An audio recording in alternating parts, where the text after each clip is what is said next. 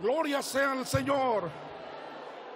Se oye la alegría del pueblo porque el ungido del Señor se acerca a este lugar. Iglesia del Dios vivo, gózate y alégrate. Gritemos a una: Hosana, Hosana, bendito el que viene en el nombre del Señor. Gloria sea al Señor. Es el hombre que ama nuestras almas, el que viene a contemplarte, el que viene a saludarte y a repartir un don espiritual. Gózate, iglesia del Señor. Habéis visto al que ha elegido Jehová, que no hay otro como él. Gloria sea al Señor. Bienvenido. Aleluya sea el Señor. Gózate y alégrate, pueblo de Dios. Aleluya sea el Señor para siempre. Gloria a Dios en las alturas. Aleluya.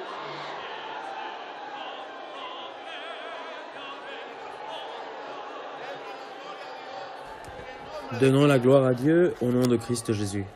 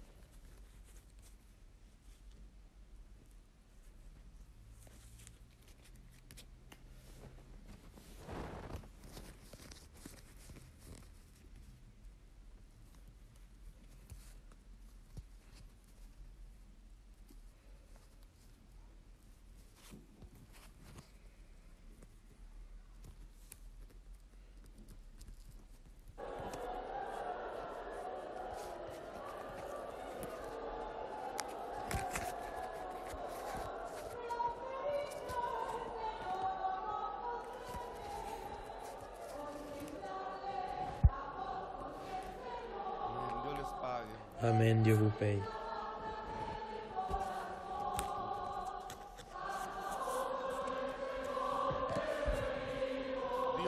Dieu vous paye, Zacatecas. Gloire à Christ Jésus. Et je vous aime en Christ Jésus. Et vous êtes dans mon cœur, Dieu vous bénisse. Dieu vous paye.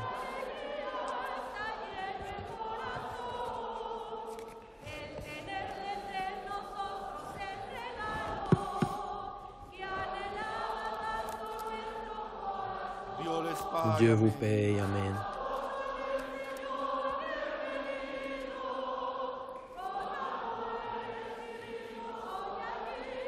Amen. Et je désirais être entre vous. Dieu vous paye, Amen. C'était ainsi. Et mon cœur saute de joie de vous voir ce matin.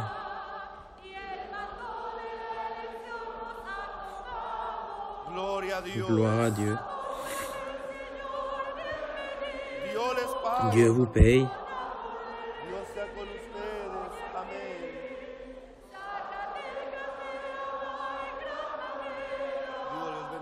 Dieu vous bénisse. Dieu vous paye.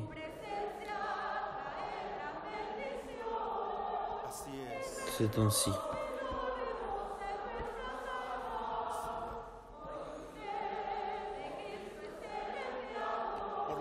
Par la grâce de Dieu. Dieu vous paye, mes frères. Dieu vous paye.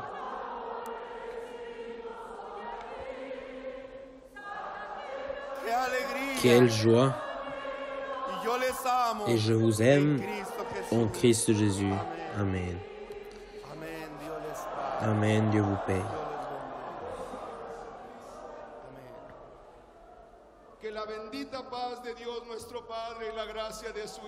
Que la bénite paix de Dieu notre Père et la grâce de son Fils bien-aimé Jésus-Christ, qui est toujours de façon permanente dans votre cœur et que Jésus-Christ vous a recommandé pour l'apporter à vos enfants, surabonde dans cette œuvre merveilleuse que le Seigneur vous a concédée.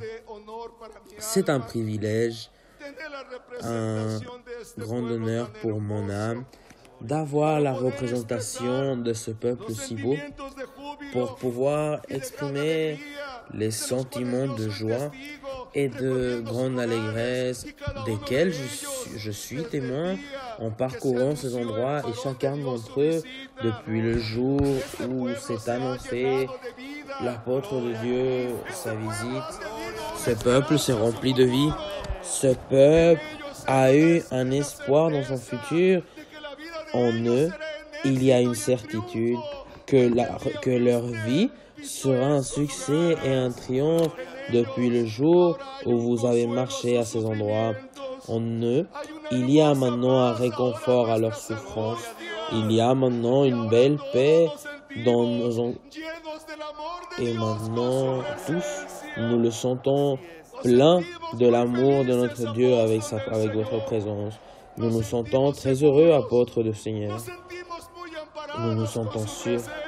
Nous nous sentons très emparés par votre présence. Je voudrais vous donner grâce pour cet amour et soin que vous avez eu envers nous tous, car de beaucoup de façons vous l'avez manifesté avec votre prière constante et continue, avec vos paroles que nous écoutons partout où vous allez, et nous avons senti de près quand vous avez envoyé des jeunes, quand vous avez envoyé des jeunes filles, et vous les avez envoyées à une terre où beaucoup de gens se tournent vers les côtés et ils ne veulent pas rester. Les jeunes préfèrent partir, les jeunes préfèrent voir leur futur dans un autre côté. Vous avez apporté des jeunes à cette ville, vous avez apporté des jeunes à cet état, et ces jeunes sont venus chercher vos enfants. Et beaucoup d'entre eux sont déjà ici présents, remplis de cette joie. Cette tristesse et cette souffrance qu'ils ressentaient est finie. Vos messagers, ils ont apporté leur réconfort. Les jeunes, que beaucoup d'entre eux vivaient immerses dans les vices, il leur a été dit sur terre, il y a un apôtre de Jésus-Christ, et ils ont entendu avec allégresse. C'est pourquoi, apôtre de Jésus-Christ, je vous remercie d'avoir apporté cette joie si grande dans notre cœur. Je vous remercie de nous avoir fait sentir d'aussi près l'amour de son Fils bien-aimé Jésus-Christ. Et maintenant, avec joie, au nom de cet aimé du Seigneur Jésus-Christ, nous vous disons bienvenue à celle-ci, votre maison, bienvenue à votre état. Voici vos enfants, voici votre maison. Soyez le bienvenu, que le Seigneur accomplisse, et il accomplira ainsi toutes vos promesses. Zacatecas, me voici. Mon âme aussi saute de joie d'avoir été entre vous et pouvoir voir ainsi vos visages, car si vous êtes l'Église la plus petite dans la République mexicaine, vous, petits, vous êtes bien-aimés du Seigneur. Et que votre frère nation soit aujourd'hui et ce matin avec vous, ce n'est pas seulement un désir charnel de votre frère nation, non.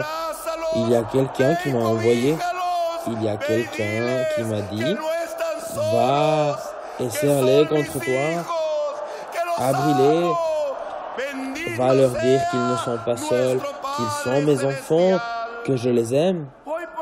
Béni soit notre Père céleste.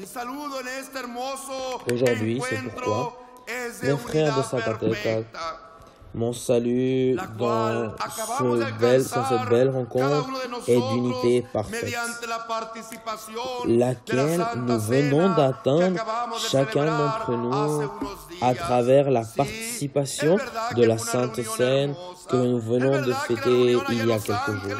Oui, c'est vrai que c'était une réunion précieuse. C'est vrai que la réunion là-bas à Los Angeles, où plus de 100 000 âmes, nous nous sommes réjouis dans le Seigneur, nous nous sommes réjouis en grande façon. Mais crois-moi, mes frères, ma joie n'est pas mineure d'être aujourd'hui entre vous. Je me sens aussi rempli d'émotions, je me sens aussi joyeux, et dans cette unité parfaite dans laquelle Jésus-Christ nous a laissé avoir participé une fois de plus dans sa Sainte Seine, je vous dis que la communion de son Fils bien-aimé Jésus-Christ reste à toujours dans vos cœurs. Béni sacrifice que nous commémorons et à travers lequel nous nous rappelons la mort du Seigneur Jésus. Et c'est ainsi que nous continuerons de façon perpétuelle jusqu'à que Jésus-Christ revienne et nous le voyons apparaître dans les nuages comme il nous a été promis. Aujourd'hui, je peux affirmer que l'Église est unie avec Dieu, unie avec Jésus-Christ et unie à l'élection. Et que c'est beau de vivre dans cette parfaite unité, de façon que nous exclamons, regardez combien bon et délicieux il est d'habiter les frères tous en harmonie. Parce que là, on voit l'Éternel, sa bénédiction et vie éternelle. Et dans cette communion et dans cette unité parfaite, j'ouvre mes bras, mes frères de Zacatecas, pour vous dire que je vous aime avec tout le cœur, que Jésus-Christ a formé en mon être, que je me rends à vous, à votre service, jusqu'au mon dernier souffle. Combien de désir j'avais d'être entre vous. Comment mon âme désirait venir vous connaître à chacun d'entre vous. Et aujourd'hui, je peux dire, parce que parfois les frères me disent, à votre Dieu, vous allez trop vite, vous vous présentez beaucoup trop de fois, vous ne donnez pas de place pour un repos. Et moi, je peux le dire avec toute sûreté, je ne me suis pas fatigué. Au contraire, avec vous, mes forces se renouvellent chaque jour de plus en plus. Et mon esprit se fortifie chaque fois que je suis au milieu de l'Église dans une nouvelle présentation comme le jour d'aujourd'hui. Parce que vous êtes ma réjouissance. Parce que vous êtes ma gloire. Vous êtes ma couronne. Vous êtes ma nourriture, mon repos. Vous êtes ma destinée. De façon que je peux dire à nouveau, les corps me sont tombés dans des endroits délicieux et l'héritage et mon héritage, vous êtes très beau pour votre frère Masson. Veux-tu que dans cette joie, nous chantions un cantique à notre Dieu? Il dit le cantique 114, quand Jésus-Christ m'a trouvé, perdu dans l'iniquité. Il m'a tendu sa main et il m'a donné la liberté. Quelle gratitude je ressens envers mon Christ Jésus. Sa vie, il a rendu pour moi là-bas, coupé, là-bas, accroché sur la croix. Il y a exactement 15 jours, avec cette joie que nous avons sentie, nous pouvons dire avec grande joie, liberté que nous avons atteinte, car notre Seigneur Jésus-Christ ne nous a pas laissé périr. Voici les bénis du Père Céleste, auquel je dis leur espère cette belle héritage spirituel. Chantons alors ce cantique au nom de Christ Jésus.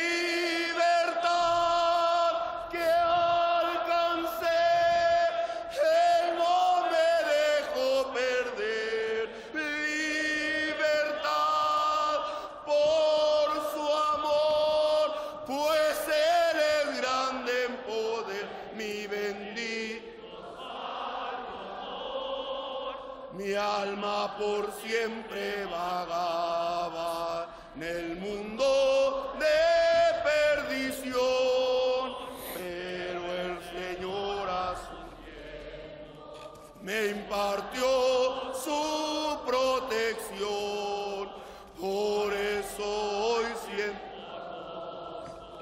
dentro de mi corazón y le prometí servirle santidad y humillación.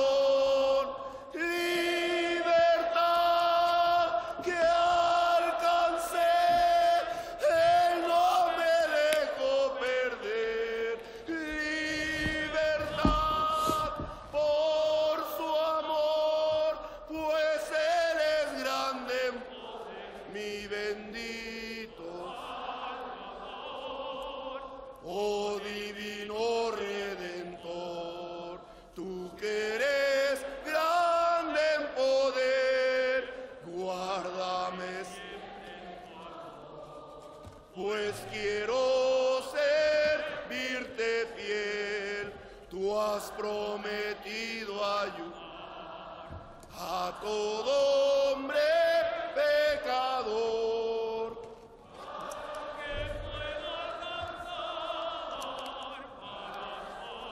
Amén, así es. Libertad. Amen, c'est ainsi. Alcancé, Él no me dejó perder. Libertad por su amor, pues Él es grande en poder, mi bendito Salvador. Ahora postrado a tus plantas, vengo a implorarte perdón. Quiero dejar este mundo y entregarte el corazón.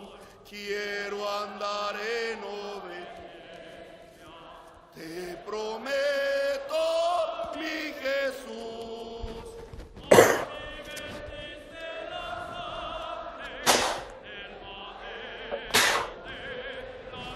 Amén, así es. Vosotros sois libres en el Amen, c'est ainsi. Señor. Él ya pagó por vuestra Vous, libertad. vous Canta êtes con libres dans le alegría Seigneur. en el nombre de Cristo Il a nuestro déjà Señor. payé pour votre liberté. Chante avec joie au nom de Christ notre Seigneur. Amén, así sea. Qué hermoso es poder cantar con el corazón, con el Amén, entendimiento, así soit-il. pero también con alegría y la Qu'il est beau de gratitud que pouvoir hay en nuestras chanter avec nos almas cœurs, por avec esa la bendición compréhension, que mais Dios, hermano, aussi nos ha avec brindado joie a et través la de su gratitude qu'il y a Hijo dans nos amado âmes par cette Jesucristo. bénédiction que Zacatecas Dieu nous a donnée à travers son Fils Es uno bien-aimé de los Jésus-Christ. estados donde su hermano Zacatecas, Nazón ha mandado mayor cantidad de batallones c'est l'un des espirituales. États où Le votre decía el frère hermano Nasson a Zacatecas, es envoyé un estado une donde la majeure gente quantité de bataillons spirituels. trata de irse a otros Je lugares a disais, les buscar una frères mejor forma Zacatecas, de c'est un vida. État où les gens Creen, hermanos, que essaient por la de falta de partir à trabajo, d'autres creen que endroits por la pour delincuencia chercher une meilleure organizada façon de ya vie. no hay muchas oportunidades. Ils croient Pero que yo par le creo manque que de aquí sí travail, par existe la un délinquance verdadero organisée, cambio. il n'y a Que plus aquí está beaucoup una verdadera d'opportunités, mais oportunidad. je crois Yo creo qu'ici, que, il hermanos, la existe palabra de un Dios grand viene a changement, transformar los qu'ici, corazones. il y a une Y yo véritable creo que desde opportunité. este Je momento crois que la parole Zacatecas de notre será un Dieu estado vient muy changer bendecido. les cœurs.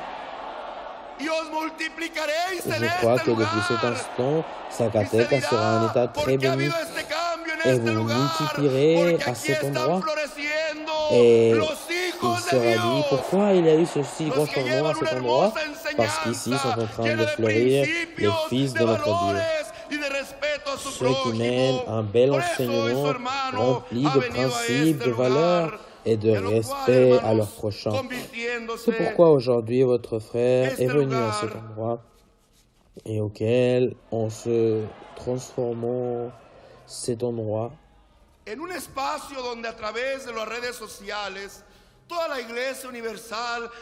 Dans un espace où à travers les réseaux sociaux, toute l'Église universelle éparpillée dans les 56 pays où est arrivée notre Église, ils sont unis à nous à travers Internet.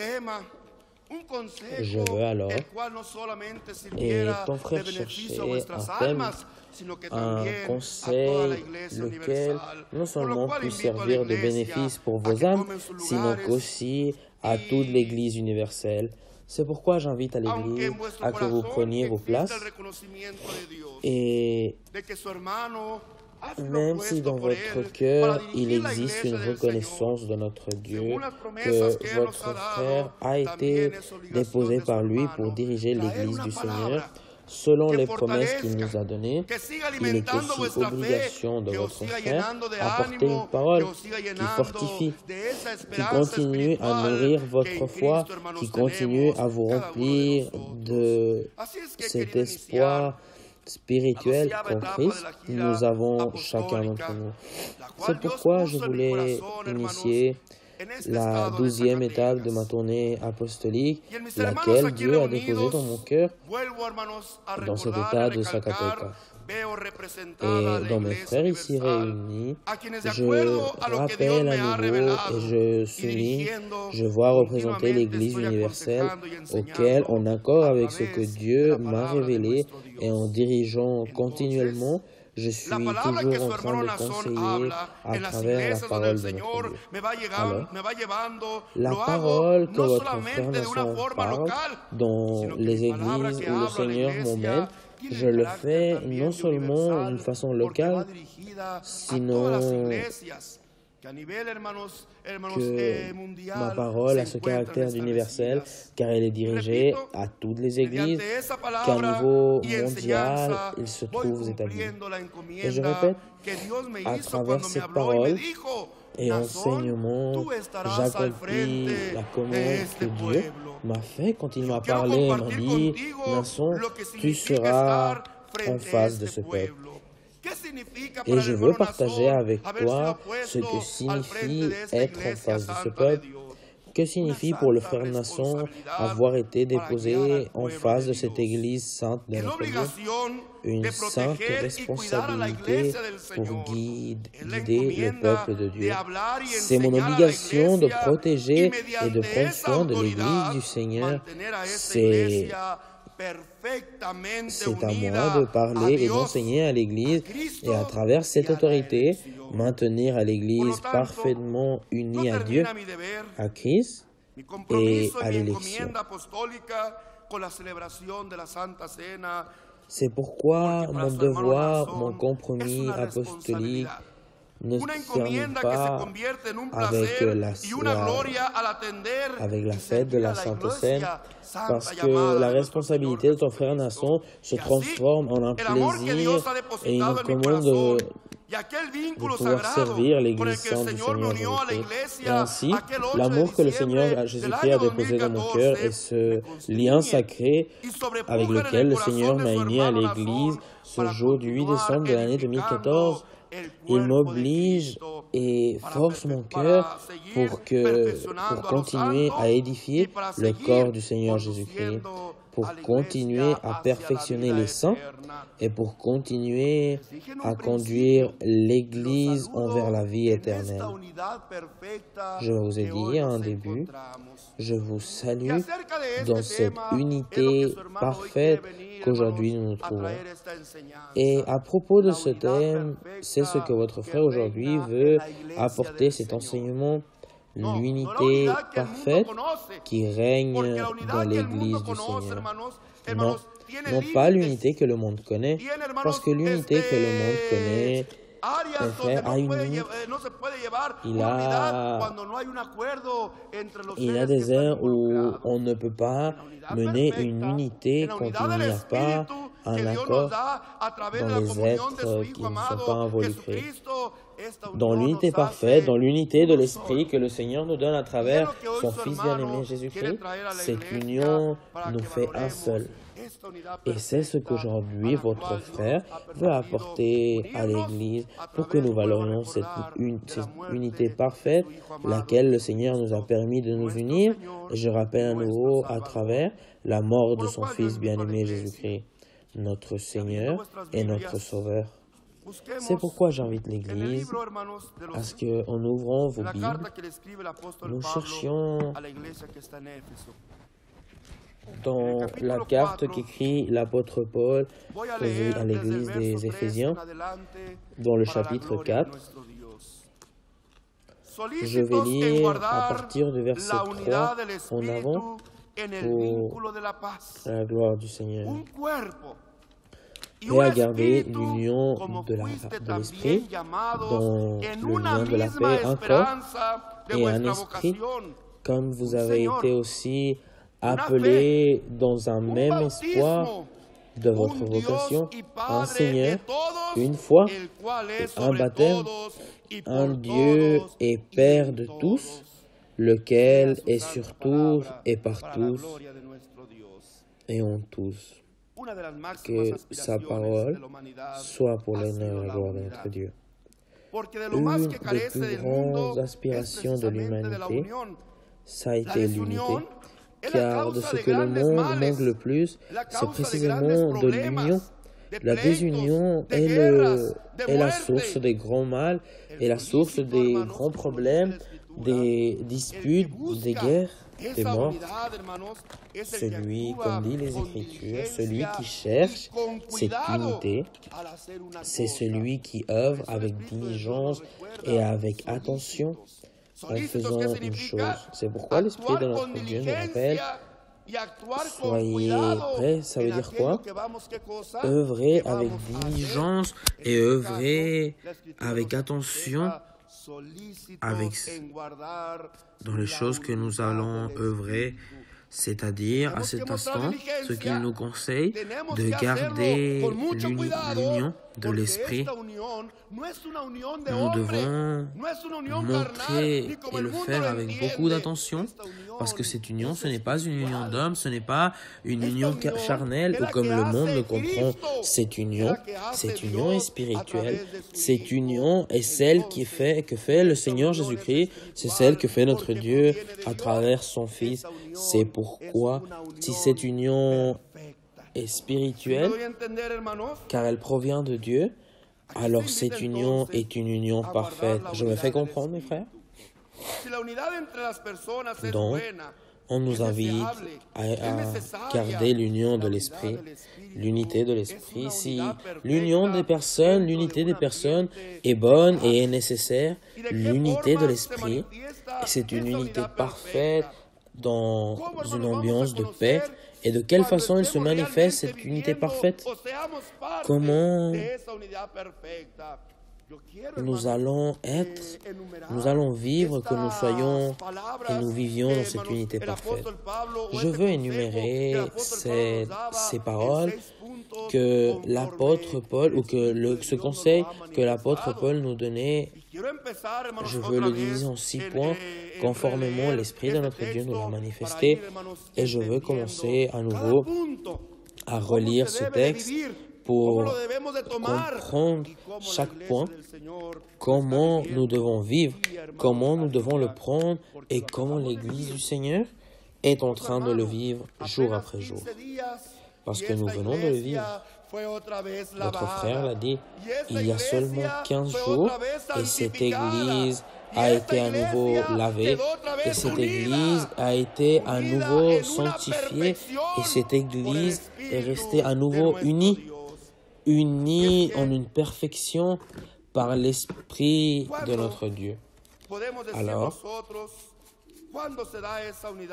quand est-ce que nous pouvons dire, quand est-ce que se donne cette unité en un seul corps?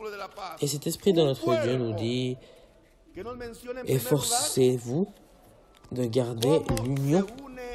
Encore, il nous dit, que nous mentionne-t-il en première instance? Comment s'unit l'Église de notre Seigneur? Comme un seul quoi? Comme un seul corps. Alors tout d'abord, et le premier point, comment s'unit l'Église en un seul corps? L'apôtre Paul rappelait à l'Église qui était dans les Corinthiens, là-bas, dans le chapitre 10, le verset 16, texte que votre frère a rappelé le 14 février et que je vous répète à nouveau, la coupe de bénédiction que nous bénissons. La coupe de quoi? La coupe de bénédiction, la coupe que nous bénissons. N'est-elle pas la communion au sang de Christ, le pain que nous rompons? C'est ainsi qu'a dit le Seigneur. Il a pris ce pain et qu'a fait le Seigneur? Il l'a converti dans sa propre chair? Non, mes frères, ça c'est une doctrine d'homme. C'est une doctrine fausse. C'est une doctrine qui n'est pas véritable. Le Seigneur a pris du pain et en prenant ce pain, en étant lui présent, il le rompt et il dit « Voici mon corps qui se transforme en pain ». Non, c'était le pain qu'il allait représenter le corps du Seigneur.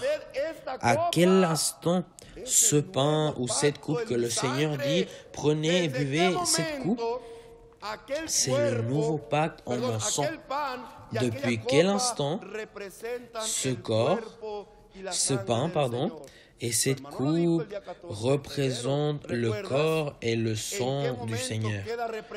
Ton frère l'a dit ce jour 14 février, tu te rappelles? À quel instant elle est représentée, non convertie, le pain en chair? Non. Ça, c'est une doctrine de quoi? Le Seigneur Jésus-Christ nous a enseigné une doctrine parfaite, celle qui vient du ciel. À quel instant elle est représentée, il est représenté son corps dans ce pain et dans cette coupe? La coupe de bénédiction que nous bénissons. Depuis quel instant elle est représentée? Depuis l'instant que quelqu'un qui a la faculté, qui a l'autorité de la part de notre Dieu, il bénit ce pain. Bénir, c'est transformer. Bénir, c'est changer cette substance. Non, c'est toujours du pain, c'est toujours du vin, oui, mais ce pain et cette coupe représentent le corps et le sang de Jésus-Christ quand elle est bénie. Pas vrai, mes frères? Quand il est quoi? Quand il est béni. Parce que par celui qui a été autorisé de la part de notre Dieu. C'est pourquoi je répète, la coupe de bénédiction que nous bénissons.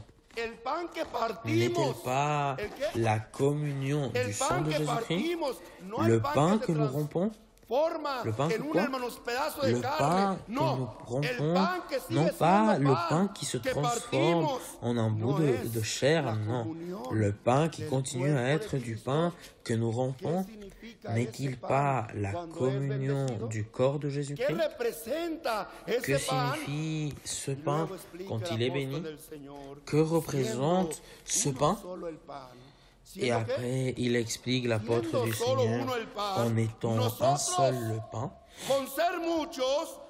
en étant seulement un, nous, en étant beaucoup, nous sommes un corps, parce que ce pain qui a été béni par l'autorité de Dieu et qu'il représente à cet instant le corps de Jésus-Christ, en étant nous beaucoup et participer de ce pain, qu'arrive-t-il? Nous avons cette quoi? Nous avons cette communion, nous faisons partie de lui, nous sommes intégrés au corps de notre Seigneur Jésus-Christ, en étant un seul le pain. Nous, en étant beaucoup, nous sommes un seul corps. Car tous, nous participons de ce même pain. De quel pain? De n'importe quel pain? Celui qui s'achète dans des magasins, celui qui nous donne dans une école, de n'importe quel pain, c'est participer de la communion de Christ. Ce pain qui est béni, c'est pourquoi votre frère a dit, car Aujourd'hui, je viens faire ce que je viens vous enseigner, ce que du Seigneur j'ai reçu. Et qu'a-t-il reçu? J'ai reçu la démonstration, la vision, j'ai reçu le moment où le Seigneur, en rompant le pain, il a dit, prenez, mangez, voici mon corps qui est par vous est rompu. Faites ceci en ma mémoire. Votre frère Nasson, en représentation de Jésus-Christ, a pris ce pain. Non, je ne vous ai pas donné un enseignement faux et trompeur, et je vous ai dit, ne mordez pas ce pain, car c'est le corps de Jésus-Christ. Non, au contraire, dégustez-le, prenez-le dans votre palais, et goûtez-le, car ce pain, aujourd'hui, votre frère, par l'autorité qu'il a déposée en moi, je vais le bénir. Et j'ai levé ce pain et j'ai prié à mon Père, tu m'as déposé en face de ton Église. Alors bénis ce pain, et que depuis cet instant, ce pain représente le sacrifice unique de ton Fils bien-aimé Jésus-Christ, pour qu'en participant, chacun d'entre eux, il soit uni à toi dans cette parfaite unité. Alors, en participant de ce pain et de cette coupe, nous serons unis dans un seul quoi? Nous avons été unis en un seul corps. Nous répétons à nouveau. Nous revenons au texte précédent. Efforcez-vous de garder l'unité de l'esprit dans quoi? Dans l'union de la paix. Tout d'abord, un corps. Que devons-nous faire pour être à l'intérieur de cette unité parfaite, de cette unité de l'esprit? Être un seul corps avec qui? Un seul corps de qui? Un seul corps avec Jésus-Christ. C'est pourquoi, à l'instant que le frère ou la sœur a participé de ce pain, il a participé de cette coupe, il fait partie du corps de Jésus-Christ. Je me fais comprendre? Une des plus grandes aspirations de l'humanité, être un corps avec Jésus-Christ. Je vous ai dit à chaque fois que nous participons du pain et du vin, nous rentrons dans une unité parfaite avec son corps. Ceci signifie que nous cessons d'être des hommes et des femmes imparfaits et pécheurs pour être un seul corps qui est le corps de Jésus-Christ. Car en participant de ce pain, aucune chose immonde ne peut être devant la présence de notre Dieu. Mais en participant de ce pain, que fait notre Dieu avec nous? C'est pourquoi on fait cette prière d'intercession. Et cette prière d'intercession, votre frère a toujours dit, Seigneur, que tout cœur qui s'approche à toi avec sincérité, avec humilité, avec son cœur contrit et humilié, dissimule ses fautes pour qu'il puisse, avec liberté, participer de ce pain, participer de cette coupe, et alors il soit fondu en un seul corps. Qu'est-ce que le corps qui est le corps du Seigneur Jésus-Christ?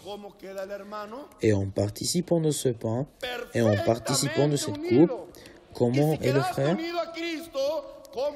Parfaitement uni. Et si tu as été uni à Jésus-Christ, comment se trouve ton âme? Comment se trouve ta chair? Comment se trouve ton esprit? Parfaitement propre. Tu vis en sainteté, tu vis en perfection avec notre Dieu. L'homme humain pourra dire, je suis en train de voir la sœur pareille que comme elle était avant. Je continue à voir le frère pareil à ce qu'il était avant. Je le vois bronzé, gros, grand, bas. Il n'a rien changé. Non, mais il y a quelqu'un qui te voit différemment. Il y a quelqu'un qui ne voit pas ton corps humain. Il y a quelqu'un qui a nettoyé ton esprit. Cet esprit que l'œil humain ne peut pas observer.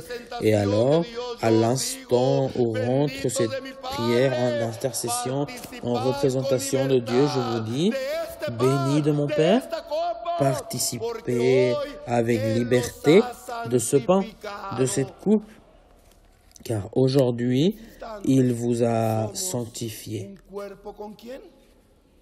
Et à cet instant, nous sommes un corps avec qui? Un corps avec Jésus-Christ.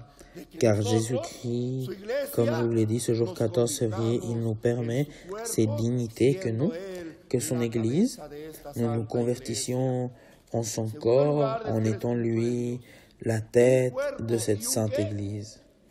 En deuxième place, il nous disait l'Esprit de notre Dieu. Un corps et un quoi? Et un esprit. Nous allons voir que signifie être unis en un esprit. Nous nous unissons en un seul quoi? En un seul esprit.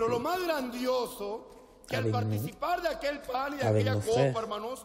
Mais le plus grandiose, qu'en participant de ce pain et de cette coupe, nous nous unissons à Jésus-Christ en un seul esprit, même si chacun d'entre nous sommes différents et nous avons de différentes personnalités, mais en participant de ce pain et de cette coupe, nous sommes parfaitement unis dans un même quoi?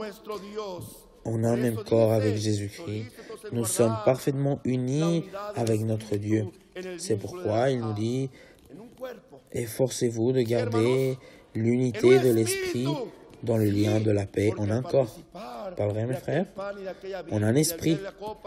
Oui, parce qu'en participant de ce pain et de cette coupe, nous sommes unis comme un corps, en un même esprit, l'esprit de notre Seigneur Jésus-Christ. Et il vient à nouveau à nous dire, comme vous avez été aussi appelés en un même espoir. Un même espoir de votre vocation. Notre espoir, comme on nous l'a toujours enseigné, elle n'est pas déposée dans les choses matérielles, elle n'est pas déposée ici sur terre, notre espoir est dans le ciel. Je répète, ce n'est pas de la terre. Beaucoup croient qu'il s'agit de cette terre, la terre que le Seigneur que Dieu nous promet. Non, cette terre, ce n'est pas celle que le Seigneur est venu nous promettre. Nous avons un même espoir depuis le dernier des frères qui est là-bas, derrière. Tous nous partageons le même espoir qu'un jour, nous irons demeurer dans le royaume des cieux pour toute l'éternité, car cet espoir, Jésus-Christ nous l'a laissé. Mais celle-ci s'accomplit seulement avec une condition. Nous allons voir dans Colossiens chapitre 1, verset 5.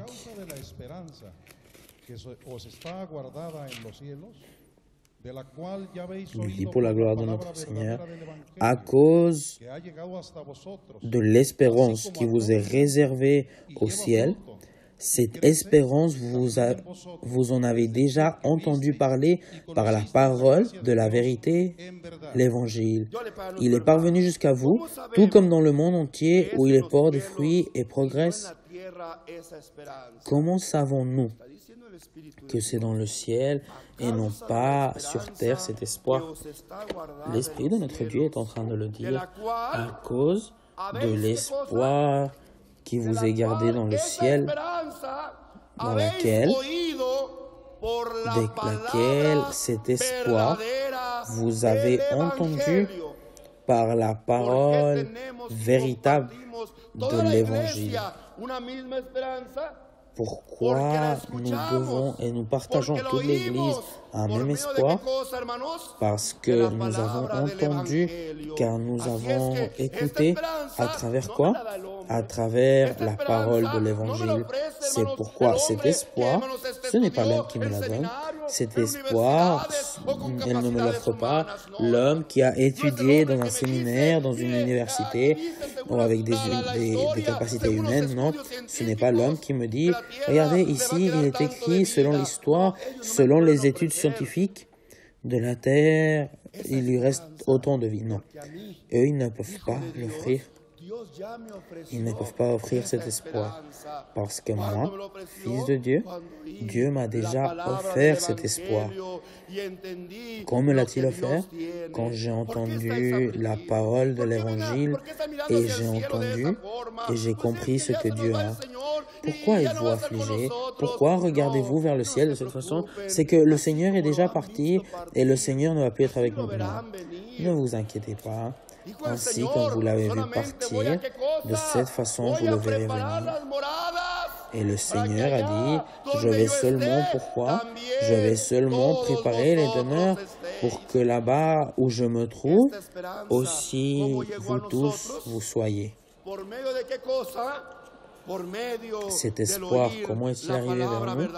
À travers qui? À travers l'écouter, l'ouïe de la parole de l'Évangile. La parole véritable de l'Évangile prêche l'espoir gardé dans le ciel. Car où se trouve notre espoir? Dans les choses terrenales, sur cette terre. C'est pourquoi le frère a envie de s'enrichir ici. Non. Pour nous, ni les miracles matériels, ni les miracles matériaux, ni les richesses matérielles, pour nous, à nous, elles ne nous étonnent pas. Ça veut dire que dans son église, il n'y a pas de miracles. Tous les jours, il y a des miracles. C'est vrai, mes frères? Ou je suis en train de te mentir? Non. Qu'arrive-t-il quand tu tombes malade? Qu'arrive-t-il quand ton esprit est inquiet? Qu'arrive-t-il quand tu n'as pas une tranquillité dans ton esprit et tu dis, je suis malade, je suis inquiet, je n'ai pas de travail? Ne pas immédiatement, tu dis, allons avec les frères pour qu'ils nous présentent. Un mauvais esprit me tourmente de maladie, d'angoisse, de douleur, de désespoir. Allons pour que les frères anciens prient pour chacun d'entre nous. Et Dieu t'a répondu? Mais pour nous, le miracle, ce n'est pas comme l'utilisent les fausses églises qui font des miracles à base de leur doctrine, non. Pour nous, le miracle physique est un ajout que Dieu a fait dans notre vie. Dit l'Esprit de Dieu, cherchez tout d'abord le royaume du ciel, des cieux et le reste. Dieu te l'ajoutera de peu à peu. Combien de riches ont-ils pleuré une maladie? Combien de puissants n'ont pas pu éviter ces maladies? Mais comme toi, mon frère, que peut-être sans richesse humaine, que peut-être sans pouvoir humain, tu es dans ce besoin, tu clames à celui qui peut sauver les âmes. Et tu obéis à cette invitation qu'il te dit. Il te dit, clame-moi le jour de ton angoisse et je te demande. Et il t'a répondu. Mais il y a quelque chose de primordial. Ce primordial dans notre vie, c'est la parole de Dieu. Celle qui engendre en nous cet espoir, cet espoir vivant. Déposé en qui? Déposé dans le royaume des cieux. C'est pourquoi la fausse parole, la parole de tromperie, la parole des hommes, que prêche-t-elle? La parole d'homme, elle prêche l'héritage de la terre. Parce qu'il ne se base pas dans la parole de l'évangile de Dieu, il se base dans ses critères, il se base dans ses pensées, dans leur sagesse, dans la force, dans la science humaine.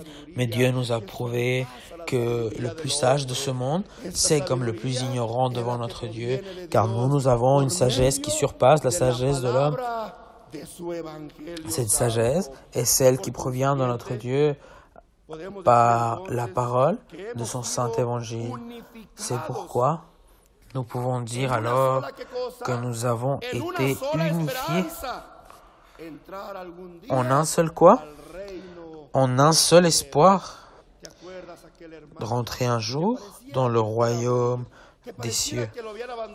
Tu te rappelles de ce frère qui paraîtrait qu'il allait mourir, qu'il paraîtrait qu'il avait été abandonné dans l'église seul, sans que personne ne le défende. Et là se trouvaient les gens en train de le lapider à notre frère Étienne. Et tuez-le est plus fort. Et cet homme qui prêche cet évangile, qui est contraire à nos principes, de nos idées et nos pensées, Et là, notre frère Étienne se trouvait tout seul, qui était en train de le défendre quand tout le monde était en train de le lapider. Mais le moment est arrivé que quelqu'un a fait voir quelque chose de magnifique à notre frère Étienne. Il lui a fait voir à notre frère Étienne ce bel espoir qu'il nous a promis. Et il dit, je vois le ciel ouvert et un fils de l'homme assis. Et je répète à nouveau, c'est ce qu'il nous a promis. Aujourd'hui, je vais préparer des demeures pour que là où je me trouve, vous aussi. Alors, qu'est-il en train de voir, notre frère Étienne? Sinon, cet espoir, là où est mon Seigneur, là je vais me trouver. Parce qu'il nous l'a promis. À travers la parole sainte de son évangile. Unis en un corps, unis en un esprit, unis en un quoi? Unis en un espoir. Mais toujours l'Esprit de notre Dieu nous marque plus de choses que font que cette unité soit parfaite, cette unité de l'Esprit. Un Seigneur. Qu'avons-nous en commun, nous tous? Un seul Seigneur. Le Seigneur de quoi? Le Seigneur à qui? Veux-tu que nous le lisions? Que mon frère lise Hébreux, chapitre 1, versets 1 et 2.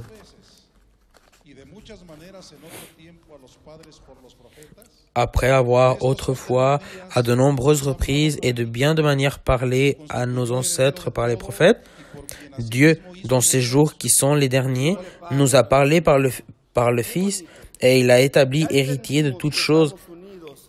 Dieu paye notre frère. Que c'est beau. Nous comprenons que nous sommes unis parfaitement en un seul corps. Église du Seigneur, l'as-tu compris? Que nous sommes un seul quoi? Nous sommes le corps de Jésus-Christ. Quand avons-nous eu cette perfection d'être le corps de Jésus-Christ?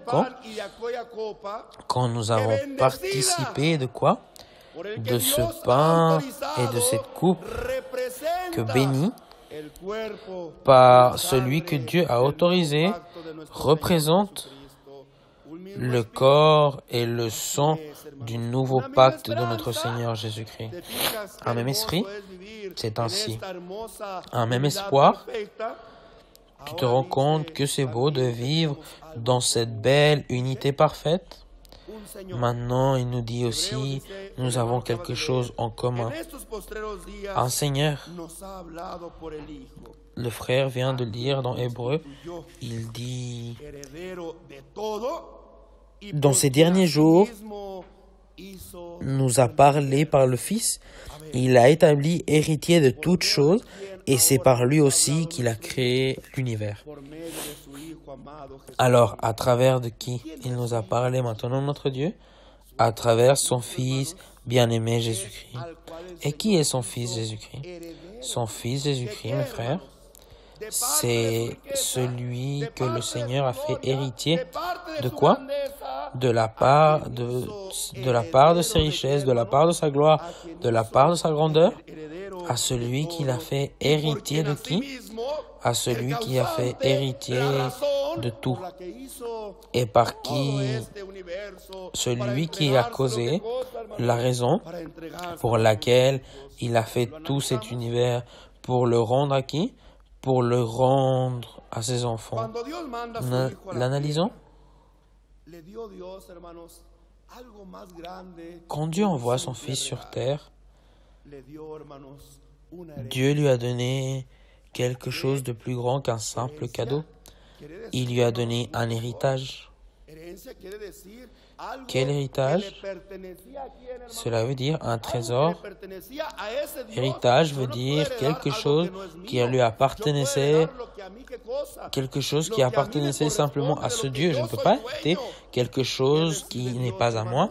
Je ne peux hériter seulement de ce que je suis propriétaire, que reçoit notre Seigneur Jésus-Christ? Un héritage. Quand nous disons qu'il reçoit un héritage, alors nous comprenons que cet héritage procède de celui auquel on était en train de le donner. Et dans ce cas, celui qui a donné cet héritage, qui l'a fait hériter, c'est notre Dieu. Qu'a-t-il hérité notre Dieu de notre Dieu? Dieu lui a hérité toutes les richesses de ce monde. Oui, c'est vrai. C'est pourquoi, dans le monde là-bas, il a adoré Satan pour être propriétaire de tous les royaumes de cette terre. Alors Dieu a hérité, il lui a fait hériter les richesses de ce monde. Non, mes frères. Dieu lui a hérité les trésors de cette terre. Non, mes frères. L'héritage que Dieu lui a donné, elle n'est pas réduite à ce petit monde. Il dit la parole de notre Dieu. Dieu lui a hérité quoi? Tout. Et qu'est-ce que c'est de dire tout? Ces richesses humaines, ces trésors humains, ce sont quelque chose de minime et sans importance. Dieu lui a offert à lui tout l'univers. Parce que c'est ainsi que dit la parole de notre Dieu, pour lequel ainsi il a fait la terre. Non, non pas la terre. Il a fait tout quoi? Il a fait tout l'univers. Il lui a offert alors tout l'univers. Il lui a donné à tous les êtres humains que nous vivons sur terre. Oui. Mais il ne s'est pas arrêté là. L'héritage que Dieu a donné à son Fils, il a continué sans limite cet héritage et il lui a donné aussi tout le monde spirituel. Qu'est-ce que je veux dire avec tout le monde spirituel? Il dit dans Hébreux chapitre 1, mais dans le verset 6, aidez-moi mes frères. Par contre, lorsqu'il introduit le premier-né dans le monde, il dit que tous les anges de Dieu se prosternent devant lui. Alors, non seulement il lui a hérité les choses matérielles, non. La parole de Dieu nous dit il l'a fait héritier de quoi? Même du monde spirituel, même de ces êtres célestes qui sont en train de lui rendre ou qui ont été créés uniquement pour donner la gloire et les louanges à Dieu. Les anges, les êtres qui ont simplement une mission qui est d'adorer ce Dieu unique, ce Dieu tout-puissant, lesquels ont été bien avertis dans cet ange appelé Luzbel et tous ces anges qui s'étaient alliés à lui et ces anges qui voulaient aspirer à la place de notre Dieu et que notre Dieu à la place il les fait en punition, les fait partir à un endroit nommé l'enfer en les déshéritant et en leur prenant cette belle gloire qu'ils avaient. Et depuis cet instant, si avant il y avait une reconnaissance des anges, maintenant il reste une meilleure reconnaissance en eux. Nous ne pouvons pas donner la gloire à un autre être qui ne soit pas notre Dieu. Et ces êtres spirituels, lesquels servaient jour et nuit et servent à notre Dieu jour et nuit en louant et en bénissant et en grandissant notre Seigneur, en adorant ce Dieu, une voix puissante arrive à eux et en un instant, quand le Seigneur dit « Seigneur, tout ce que tu m'as envoyé que je fasse, je l'ai fait. Rien, il n'a manqué. Maintenant, glorifie ton Fils avec cette gloire que tu avais que j'avais avant que le monde soit. Et le Seigneur, en tombant son corps humain, sans vie et en rendant son dernier souffle, à cet instant, Dieu a vu le triomphe de ses enfants. Alors, il se tourne vers ses anges et leur dit, « Vous aussi, adorez mon Fils. » Qui a donné cette faculté? Qui leur a donné cet héritage? Qui a donné cette gloire? Dieu, son Père. C'est pourquoi maintenant, nous tous ceux que nous croyons en un seul Dieu, Nous obéissons la parole de ce Dieu pour que dans le nom de notre Seigneur Jésus-Christ soit plié tout genou, mais aussi dans le nom de Pierre, mais aussi dans le nom de Paul, mais aussi dans le nom de l'apôtre Nasson. Oui, mes frères? Non. Dans un autre saint, parce que ce saint est très miraculeux. Non. Seulement nous agenouillons devant un. Et c'est un, c'est notre Dieu. Et devant lui, nous nous agenouillons et nous l'adorons par essence. Parce qu'il nous a créés, car il nous a fait, car il nous soutient, car il est notre seul bienfaiteur, car il est notre seul protecteur. Mais maintenant, nous adorons aussi son Fils bien-aimé Jésus-Christ par obéissance, car c'est ainsi qu'il a quoi? Car c'est ainsi qu'il a ordonné. Ah, mes frères, mais cet autre saint est très miraculeux. Ce n'est pas vrai. Satan aussi fait des miracles. Et lui, ce qu'il veut, c'est prendre l'attention et la déposer en n'importe quoi, en une peinture, en un bout de bois, que même si on donne forme d'homme ou de femme, ça ne cesse d'être du bois, de la peinture, du métal, et il n'a aucun pouvoir. Le seul qui fait des miracles, c'est notre Dieu. Le seul puissant, le seul très grand. Et tout ce pouvoir, il le laisse à son Fils, à celui qu'aujourd'hui nous aussi, nous disons à lui soit la gloire, l'honneur et les louanges pour les siècles et les siècles. Amen. C'est pourquoi il s'est donné alors cette unité parfaite, de la terre, nous adorons à Jésus-Christ par ordre divin, et de ceux qui adorent à Jésus-Christ dans le ciel par ordre de notre Dieu. Alors c'est pourquoi maintenant nous pouvons dire, nous avons un Seigneur? Oui. Qui est ce Seigneur? Jésus-Christ, qui a donné sa vie pour qui?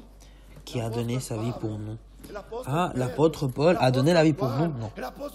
L'apôtre Paul, l'apôtre Pierre, l'apôtre Jean, l'apôtre Thomas, l'apôtre Matthias, l'apôtre Aaron, l'apôtre Samuel, comme aujourd'hui votre frère Nasson, nous ne sommes pas plus que des messagers, nous ne sommes pas plus que des serviteurs, que des esclaves. Je ne peux pas te permettre que tu viennes devant moi m'adorer parce que je serai un traître de mon Seigneur. Je ne peux pas t'enseigner, adore ma mère, mon père, adore mon fils, adore... Non, je ne peux pas t'enseigner ceci car je serai un traître et un menteur. Moi, en tant qu'apôtre de Jésus-Christ, je viens t'enseigner simplement, nous adorons à Dieu qui est dans le ciel et à son Fils bien-aimé Jésus-Christ qui a donné sa vie pour nous apporter cette belle communion avec notre Dieu et Père. Alors, il nous dit l'Esprit de notre Dieu.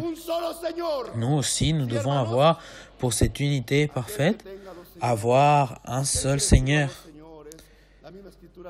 Celui qui a deux seigneurs, celui qui sert deux seigneurs, la même Écriture nous le dit, il ne peut pas servir à deux seigneurs parce que soit il est bien avec un ou il est bien avec l'autre. Mais Dieu est puissant. Mon Seigneur est grandiose et son amour, il l'a prouvé car même sans le connaître, il a donné sa vie pour sauver mon âme. Et il a dit dans sa prière, je ne vous demande pas simplement pour eux, sinon pour ceux qui ont à croire en moi par leurs paroles. Il t'a vu, mon frère de Zacatecas, jeune de Zacatecas, il y a plus de 2000 ans, il était déjà en train de te voir. Et ça ne lui a pas importé si tu allais obéir ou pas, si tu allais durcir ton cœur comme beaucoup l'ont fait, ou bien si tu vas l'ouvrir pour faire sa volonté. Il a donné sa vie. C'est pourquoi aujourd'hui l'Église du Dieu vivant, colonne et appui de la vérité, nous proclamons il y a seulement un Seigneur, Jésus-Christ, celui qui vit et règne à jamais. Le cinquième point El quinto punto que su hermano quiere explicar conforme el Espíritu de Dios lo Le cinquième point que votre frère voudrait expliquer, conformément l'Esprit de notre Dieu le mentionne, esperanza de vuestra un corps, vocación, un esprit, un Señor. También dice, un espoir de votre vocation, hay hombres en el mundo un Seigneur. que Il dit aussi un quoi? Une foi. de donde quiera, Il y a des hommes dans le monde hermanos, hay qu'en salvación prêchant para el hombre.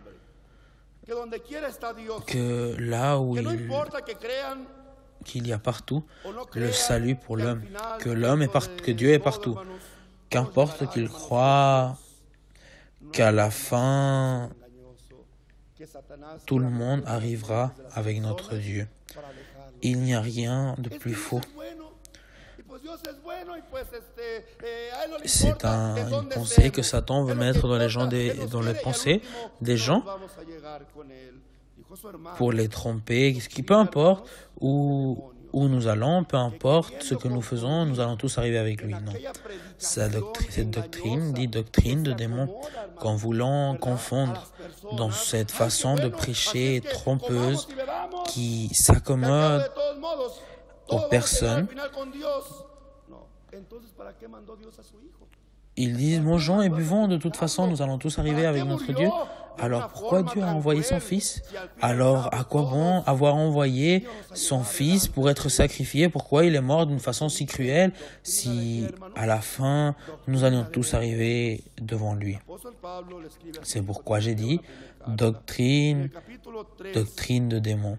L'apôtre Paul écrit à son fils Timothée, dans la première carte, dans le chapitre 3,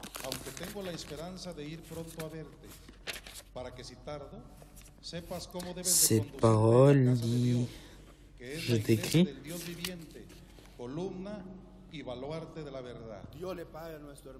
que tu saches comment te comporter devant la maison de notre Dieu, la maison de Dieu, qui est quoi? Qui est l'Église du Dieu vivant, colonne et appui de la vérité. Il ne dit pas les églises comme de beaucoup. Il ne s'agit pas de que partout se trouve la vérité. Non, la foi est unique. La foi est quoi? La foi est unique par unité. Il y a beaucoup d'églises chrétiennes, beaucoup mentionnent le Seigneur Jésus-Christ, disent être l'église de Dieu et l'église véritable. Ils ont tous leur propre façon. Mais le Seigneur nous a laissé un témoignage. Notre Dieu a laissé une règle pour qu'à travers elle, nous puissions comparer si en ce que nous avons cru est vérité ou est un mensonge. C'est pourquoi aujourd'hui je voudrais t'apporter cette vérité, pour que vous ne laissiez pas tromper et que pour tout, vous preniez des raisons. Et ceci se trouve dans les Saintes Écritures, car s'il est dans les Saintes Écritures, ce livre qui nous sert de règle, alors je vais l'accepter. Si ce sont des critères personnels ou ce sont des critères à vous ou d'un homme, cet homme est très sage, cet homme, il a écrit dans tel siècle et c'était un homme de beaucoup de connaissances humaines. Non. Venez pas me montrer de ces connaissances humaines par l'homme le plus sage du monde, n'est même pas le plus ignorant de notre Dieu, semblable à David. Nous voyons le plus sage du monde comme ce géant, et comment a blessé, comment il a vu David à ce géant quand il a comparé avec son Dieu, il l'a vu faible, insignifiant, et avec cette sûreté a dit David, aujourd'hui, Dieu va te rendre dans mes mains. Il n'était-il pas arrivé la même chose? Avec combien d'années, combien de sages, combien de professionnels as-tu parlé la parole de notre Dieu? Et qu'est-il arrivé? Toi, mon frère qui vit dans l'unité, toi, mon frère qui sait peut-être à peine lire et écrire conformément à la doctrine de Jésus-Christ, on t'a... Au contraire, eux, Et ils veulent te dire de façon présomptueuse, ce livre a été écrit par telle personne ou par telle personne. Non, ne me venez pas parler des hommes. Je viens vous parler d'un seul être, d'un être qui est ce Dieu tout-puissant. Sa sagesse se trouve dans ce livre de témoignages que pour nous, elle se convertit en une seule règle. Si ici, vous me prouvez que ce que vous prêchez, il est écrit ici, je vous crois. Sinon, ne venez pas me disnombrer avec que cet homme est un professionnel. Non, moi, ça ne m'intéresse pas, la sagesse de l'homme. La sagesse est dans mon propre, je peux l'atteindre moi-même si j'ai les moyens économiques ou matériels que les gens qui ont un peu d'argent. Moi aussi, je pourrais aspirer à être sage comme ces hommes. Mais Dieu m'a permis de vivre dans une situation de pauvreté et d'humilité. Mais je donne la gloire à notre Dieu, car ceci me permet d'ouvrir mon cœur, car l'Évangile est annoncé principalement vers les pauvres. Alors, il dit l'Esprit de notre Dieu, nous devons aussi avoir une caractéristique qui nous permette cette unité spirituelle. Une même quoi? Une même foi. Alors, quand l'apôtre Paul mentionne que la maison de Dieu est la maison du Dieu vivant, colonne et appui de la vérité, il ne dit pas ce sont les églises chrétiennes, non. Là, il dit ceux qui sont les croyants de Dieu ou les croyants de Jésus-Christ, et il mentionne l'église que Jésus-Christ a fondée. Comme il disait ce psalmiste, 8 ans, il dit sont les quoi? Les donzelles, les concubines sont nombre. Ne vous trompez pas. Il y a seulement une qui est venue établir notre Seigneur Jésus-Christ. Il a établi les règles, il a établi les formes, il a établi sa doctrine, son enseignement. Non pas la volonté que je veux ou la volonté comme je l'interprète, non pas comme je veux. Il a déjà établi, voici son témoignage. Et personne peut venir défaire ce que Jésus-Christ a formé. C'est pourquoi l'Église du Seigneur continue à marcher de l'avant, car personne n'a contesté cette belle doctrine au sein, que par révélation, l'Église du Dieu vivant là. Et ces Écritures donnent témoignage de ce que nous prêchons est vérité. Nous prêchons cette vérité qui n'est pas nôtre. Elle appartient à notre Dieu, car il l'a déposée dans son Église à travers l'élection. Il s'agit d'une vérité qui est unique, parfaite et sans défaut. Car tout ce que notre Dieu fait, il le fait parfait. Ce que les hommes créent et forment est toujours défectueux, imprécis et faux. C'est pourquoi il n'existe pas de vérité. De cette façon non plus, il n'existe pas deux dieux ou trois dieux. La vérité de l'évangile de Jésus-Christ, la vérité qui est l'ensemble de lois divines qui dirigent la vie des êtres dans le ciel, il a été donné à son Église par amour à l'humanité. Alors la foi vient être une seule. Conformément à quoi? Conformément à la parole de Dieu nous l'a montré. 6e point, car le temps est en train de partir. Une foi, une quoi? Et un baptême. Regarde, tout ce qui est uni, tout ce qui fait cette unité parfaite de notre Dieu. Oui, mes frères, le baptême de l'Église du Seigneur est unique. Il n'y en a pas deux pareils.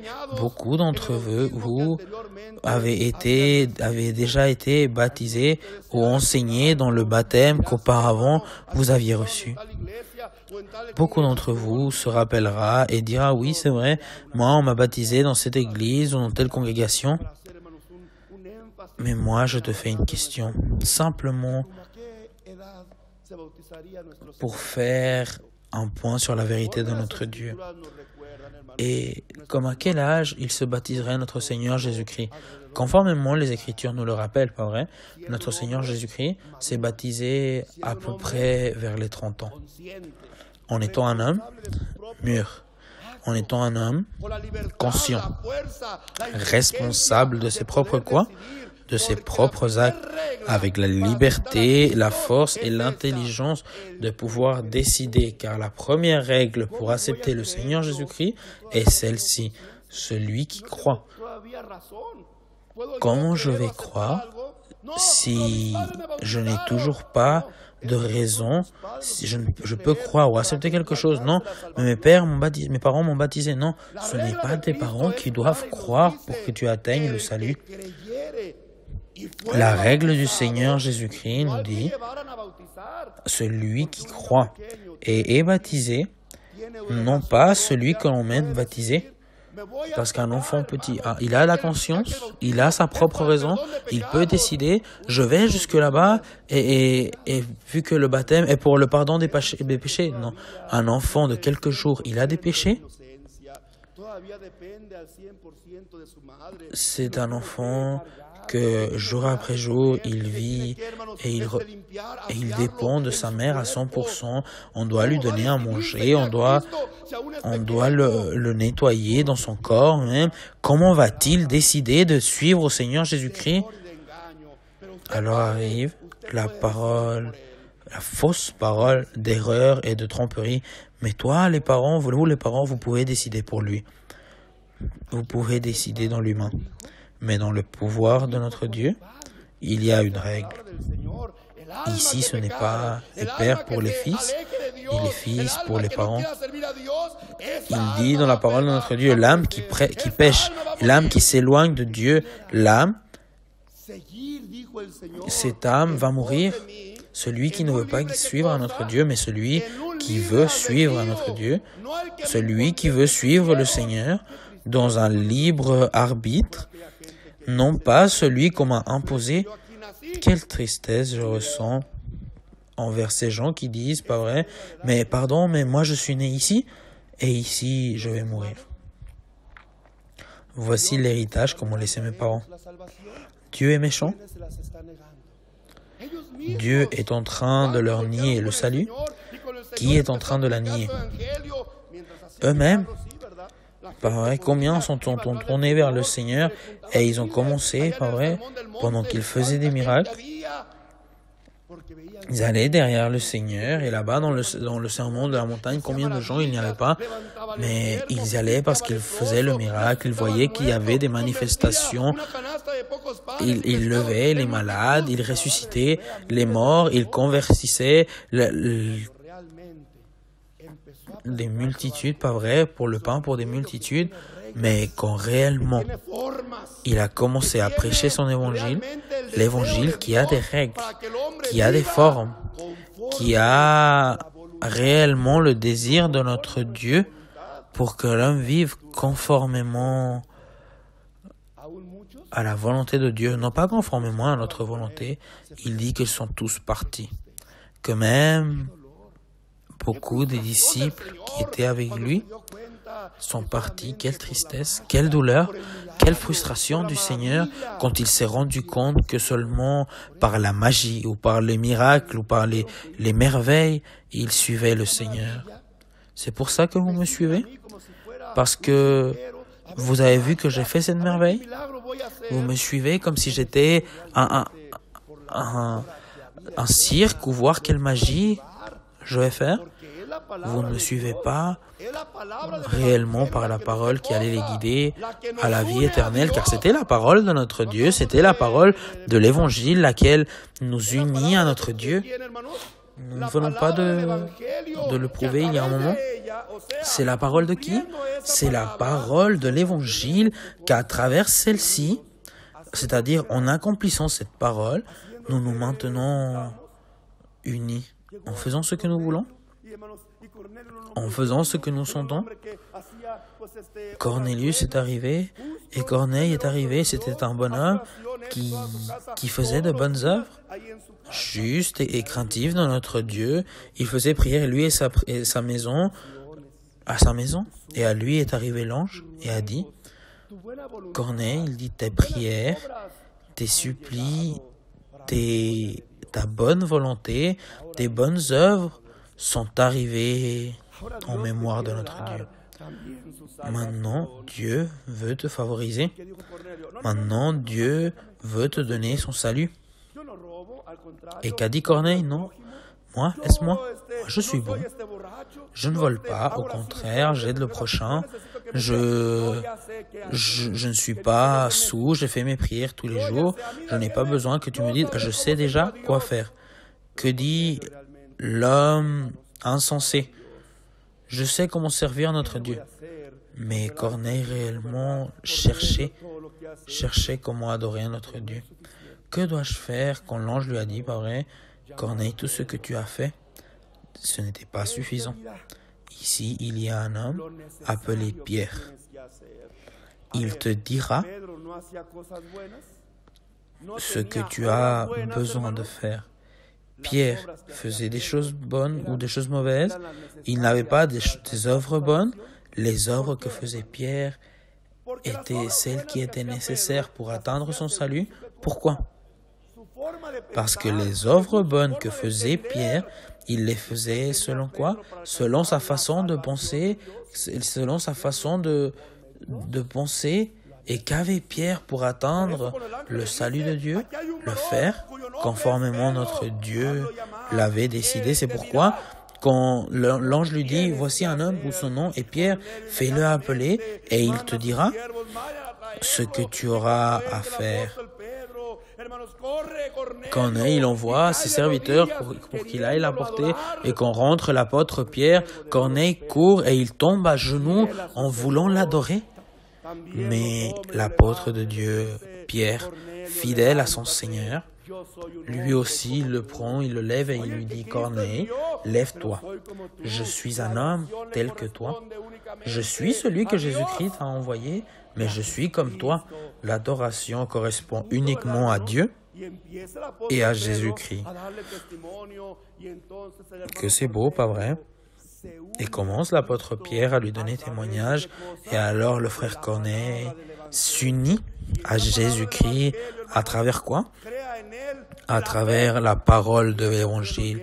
Et cette parole de l'Évangile crée en lui la foi. Et cette foi le mène à avoir quoi? À avoir des baptêmes. C'est pourquoi, mes frères, nous avons dit, après cette foi, arrive l'obéissance. Parce que la foi nous aide à obéir. Alors, c'est ce que nous disions au début, pas vrai, nous revenons.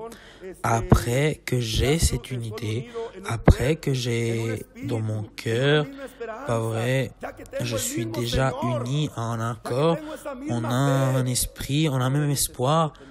Puisque j'ai le même Seigneur, puisque j'ai la même foi, maintenant il est nécessaire d'avoir un même baptême.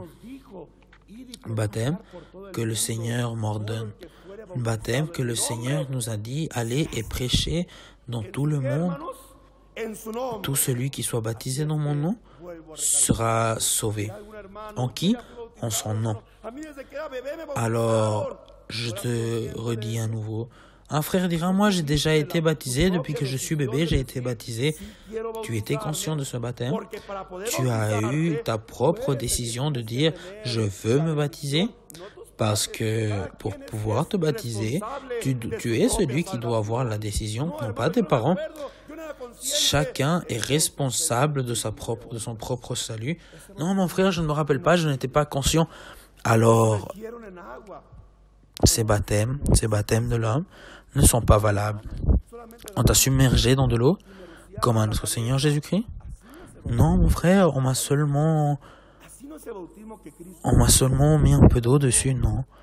Ça, ce n'est pas le baptême que Jésus-Christ a établi. Ce n'est pas le baptême que Jésus-Christ a eu.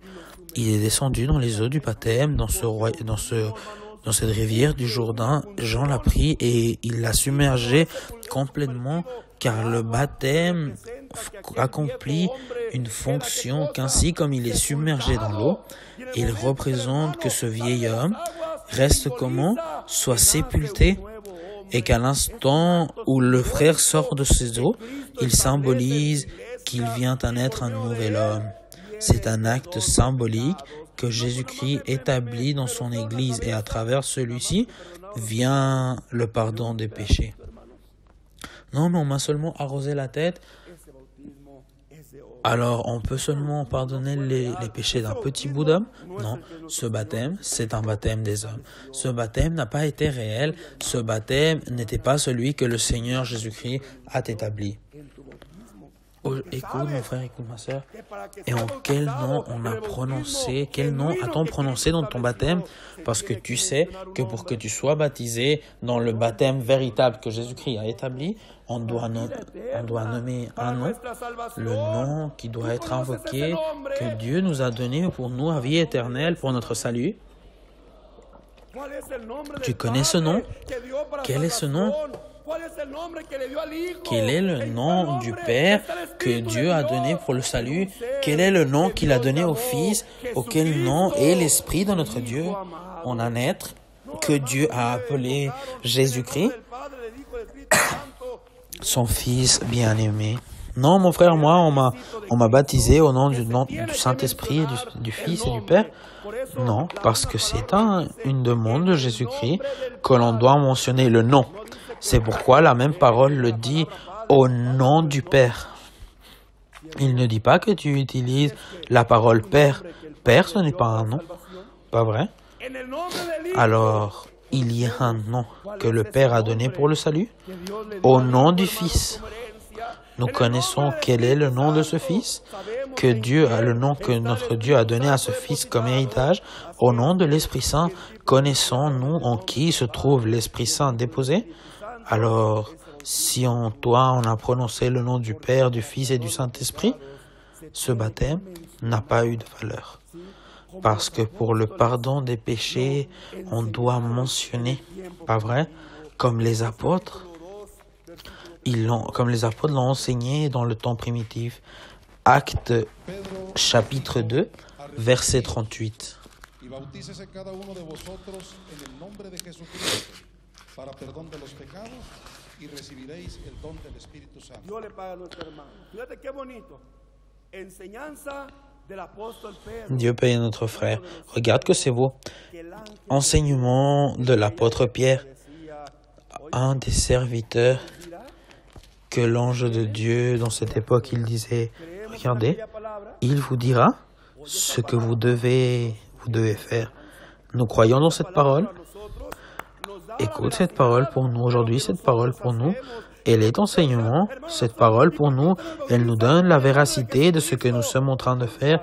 Et parce que vous direz, mon frère Nasson, pourquoi vous vous baptisez au nom du Seigneur Jésus-Christ? Parce que de la même façon que l'apôtre Pierre, qu'il a envoyé à lui, il m'a envoyé à moi. Je dois suivre les mêmes règles, je dois suivre la même doctrine, je dois suivre le même enseignement que Jésus-Christ a donné à Paul, que Jésus-Christ a donné à Pierre, que Jésus-Christ a donné à Jean, que Jésus-Christ a donné à Aaron, que Jésus-Christ a donné à Samuel. C'est la même doctrine que Jésus-Christ m'a donnée. Ça n'a pas changé. Le ciel et la terre pourront passer, mais la parole de Dieu jusqu'à aujourd'hui, elle reste à travers sa sainte Église. Alors, regarde comme c'est beau l'enseignement. Et Pierre leur a dit, repentez-vous. Première demande, c'est se repentir de ses péchés. Un bébé peut se repentir. Il n'a même pas de raison. Il dit changer d'attitude et que chacun de vous, dit le deuxième pas, soit baptisé au nom de Jésus-Christ. Et il ne dit pas que tes parents te fassent baptiser, te baptisent, non. Cette décision doit être personnelle. Nous devons être chacun d'entre nous qui devons avoir ce libre arbitre car Dieu n'impose pas sa doctrine. Dieu la donne à connaître. C'est un homme. En l'écoutant, il dit, je veux suivre Jésus-Christ ou comme ce riche que le Seigneur lui a dit, vends tout ce que tu as, répartis-le aux pauvres et suis-moi. Avec moi, tu auras des richesses dans le ciel. Et qu'a fait ce jeune? Je demande à l'église. C'était un jeune mauvais? C'était un jeune dédié aux choses mauvaises et perverses? C'était un jeune qui faisait la volonté de Dieu, qui faisait, pas vrai, selon la volonté de Moïse. Mais c'était un jeune qui ne faisait pas tout car son cœur était déposé dans ses richesses. C'était bon d'être riche? C'était bon? C'était mauvais d'être riche? Non. Mais il était en train de violer le premier commandement de Dieu. Tu connais quel est le premier et grand commandement de notre Dieu? Quel est le premier grand commandement de notre Dieu? Dites-le à nouveau. Tu aimeras l'Éternel ton Dieu avec tout ton cœur, avec toutes tes forces et avec toute ta pensée et sur toute chose. Ce jeune, dans sa vie, il était propre, mais son cœur était déposé où? Parce que les riches ne sont pas interdits de la vie éternelle. Il y a eu un autre riche qui est monté à un arbre, pas vrai? Comment il s'appelait? Zaché. Et là-bas, dans cet arbre, pour voir le Seigneur se tourne et le voit et il dit, Zaché, descends, car aujourd'hui est arrivé le salut chez toi. Cet homme n'a pas eu besoin que le Seigneur lui dise, vends tes propriétés. Non, cet homme immédiatement rempli de cette joie par la bénédiction qu'il avait reçue, Seigneur, la moitié de mes biens je donne aux pauvres, et si à quelqu'un j'ai manqué, je lui rends 4 fois plus. Qu'avait-il en lui? C'était un homme très riche. Non, il ne dit pas qu'il a donné toutes ses richesses, mais il n'avait pas ses richesses déposées en elle au degré qu'il laisse aller toutes ses richesses, car il a eu par meilleure valeur le salut que le Seigneur était en train de lui offrir. Alors, avec ceci, je ne dis pas que les riches ne rentrent pas dans le royaume des cieux, parce que même il y a des pauvres qui ne rentreront pas non plus, car ils durcissent leur cœur. Je suis né ici et je meurs ici. Il n'y a pas d'opportunité que Dieu rentre dans mon cœur. Ceci, c'est mes parents qui l'ont hérité. Mais Seigneur, je viens t'offrir quelque chose de mieux de ce que vos parents vous ont offert. Non, mes parents m'ont donné ceci et c'est ici que je reste. Il y a aussi une condamnation pour eux. Que celui qui aime père et mère plus qu'à moi, il n'est pas digne de moi. Nous, sur toutes ces choses, nous aimons notre Seigneur Jésus-Christ. Cela veut dire que l'Église, on prêche que tu n'aimes pas tes parents, que tu n'aimes pas ton père, ta mère, que tu ne prospères pas, que tu n'aies pas de richesse matérielle. Non. Au contraire, on nous enseigne la supération matérielle, pas vrai, et familiale. Mais sur toutes ces choses, il y a le Seigneur Jésus-Christ. C'est pourquoi nous revenons au début. Quel nom a été prononcé? Au nom du Père et du Fils et du Saint-Esprit. Même eux, sans comprendre, ils sont en train de dire qu'il y a un nom de bénédiction. Un nom, pourquoi? Pour le salut. Mais ils ne le connaissent pas. Et puisqu'ils ne le connaissent pas, ils disent, ils ne peuvent pas le voir. Mais l'apôtre Paul nous enseigne, Pierre nous enseigne d'une façon si belle. Repentez-vous et baptisez-vous, chacun d'entre vous, au nom de Jésus-Christ. Parce que Jésus-Christ est notre Seigneur. Parce qu'en lui... Non, pourquoi lui, si notre Dieu nous a donné le salut? Oui, mais tout, il a montré à son Fils aimé Jésus-Christ. Et pourquoi est ce baptême au nom de Jésus-Christ? Pour le pardon des péchés. Et alors, vous recevrez le don de l'Esprit Saint. Tu as été baptisé dans cette église? Mes frères, ma sœur, jeune fille, tu as été baptisé? Il y eut un homme qui a dit par l'autorité que j'ai reçue d'un apôtre de Jésus-Christ, je te baptise au nom du Père, du Fils et du Saint-Esprit. Non. C'est ainsi que tu as été baptisé? Tout d'abord, qui t'a influencé pour te baptiser? Tu as pris la décision? Ça a été ta décision? ton propre libre arbitre a décidé de se baptiser dans l'église du Seigneur. Et quand tu as entendu ce beau nom, tu t'es réjoui et tu te rappelles toujours et toujours il est présent dans ta vie, dans ton cœur, dans ta pensée. Ce nom magnifique, quand il a été prononcé, aujourd'hui je te baptise au nom glorieux de mon Seigneur Jésus-Christ. Lui, il te baptisera avec son Saint-Esprit et feu, car c'est ainsi, c'est le baptême que le Seigneur Jésus-Christ a établi dans son Église, non dans les églises. C'est pourquoi chacun baptise comme il veut, mais dans son Église, nous suivons ce qu'il a établi. Et pour finir, en septième point, après avoir eu le même baptême, après avoir eu la même foi, après avoir eu le même Seigneur, le même espoir,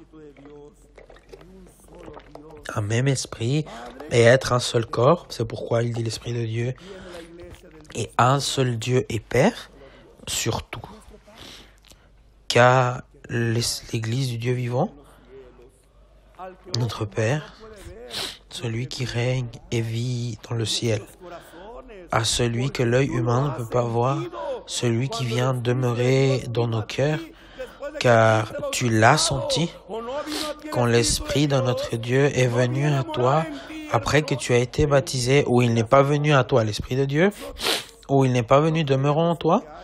Béni soit son nom.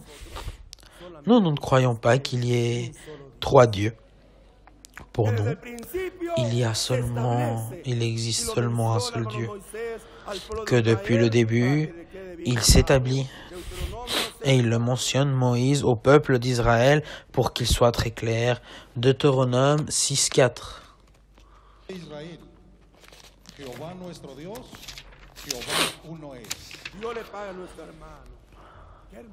Écoute Israël, l'Éternel notre Dieu est le seul éternel.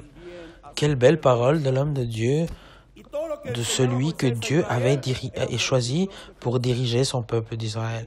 Et tout ce qu'enseignait Moïse à Israël, c'est parce que Dieu était en train de le déposer pour lui. Et quel a été l'enseignement, le principal enseignement que Moïse donne à Israël? Celle-ci. Écoute Israël, écoute, car Israël vivait en Égypte. Et en Égypte, ils avaient l'habitude d'avoir beaucoup de dieux, beaucoup de figurines d'hommes et d'ânes. Pas vrai, quand ils sont sortis de l'Égypte, c'est quand Moïse s'est absenté. Quelle était la première chose qu'a fait Israël? Il est allé avec Aaron et il a exigé, pas vrai, Aaron, fais-nous des quoi? Fais-nous des dieux qui a devant nous. Car à ce Moïse, celui qui est en face de nous à la place de Dieu, nous ne savons pas ce qui lui est arrivé. Et qu'a fait Israël? Il a fait une figure d'un animal pour représenter notre Dieu à travers celle-ci. C'est pourquoi Moïse leur enseigne, écoute Israël, écoute, comprends, parce que ce n'est pas une tradition, la foi, elle ne s'hérite pas de père en fils, non, la foi est engendrée à travers la parole de qui? À travers la parole de l'Évangile, où chaque être, dans son propre libre arbitre, il a d'abord à comprendre et après comprendre, décider que faire avec sa vie. Non pas se laisser guider. C'est ici que je suis né, c'est ce que mes parents m'ont enseigné. Tes parents ne peuvent pas te donner la vie éternelle. Le seul qui te donne la vie éternelle s'appelle Jésus-Christ. Et la seule façon de le faire, c'est en obéissant sa parole, son enseignement, comme il est venu l'établir quand il est venu au monde. C'est pourquoi, voici l'enseignement. Écoute Israël, l'Éternel notre Dieu, il est un, et le seul éternel.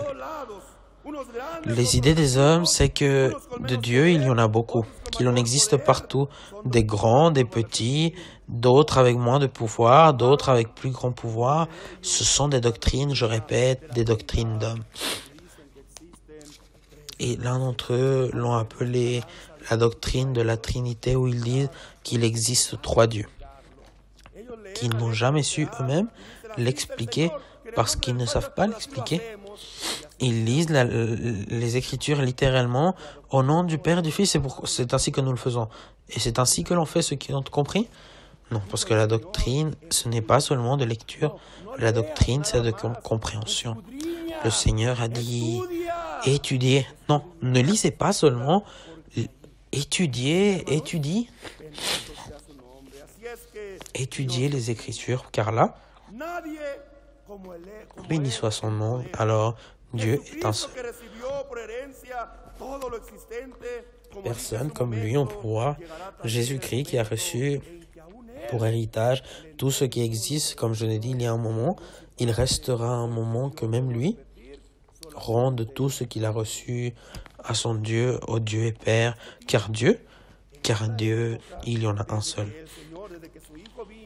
Oui, dans ce temps, dans cette époque, c'est depuis que le Seigneur est venu, son Fils est venu, jusqu'à ce que le Seigneur reprenne tout, Dieu lui permet, pas vrai, comme il nous permet à nous aussi, que nous l'adorions. Plus que nous permettre, c'est un commandement de Dieu, que tous les anges des cieux l'adorent, que tout genou sur terre devant le Seigneur Jésus-Christ soit plié, en symbolisant, pas vrai, toute notre prière, toute notre reconnaissance, adoration, qui est un culte suprême à son être, à l'être du Seigneur Jésus-Christ. Mais encore, il arrivera le moment où même que maintenant, par permission de notre Dieu, nous adorons le Seigneur Jésus-Christ, il arrivera le moment où le Seigneur Jésus-Christ rendra toute cette gloire, tout cet honneur, tout cet héritage que Dieu lui a donné. Il dit dans 1 de Corinthiens, chapitre 15, verset 25. Parce qu'il est nécessaire qu'il règne jusqu'à ce qu'il... En effet, il faut qu'il règne jusqu'à ce qu'il ait mis tous ses ennemis sous ses pieds. Roi des rois, Seigneur des seigneurs, le seul que Dieu a déposé pour que nous, à travers lui, nous puissions avoir la communion avec Dieu. Et encore plus beau, nous ayons la vie éternelle à côté de notre Dieu et Père. Mais il est précis, il est nécessaire qu'il règne jusqu'à ce que tous ses ennemis soient mis sous ses pieds. Verset 26. Le dernier ennemi qui sera anéanti, c'est la mort. Dieu, en effet, a tout mis sous ses pieds. Même la mort, il va faire se soutenir.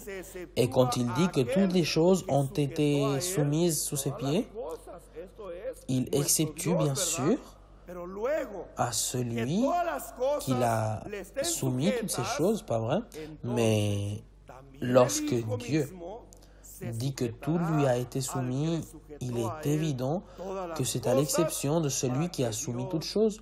Lorsque tout lui aura été soumis, alors le Fils lui-même se soumettra à celui qui lui a soumis toutes choses, afin que Dieu soit tout en tous.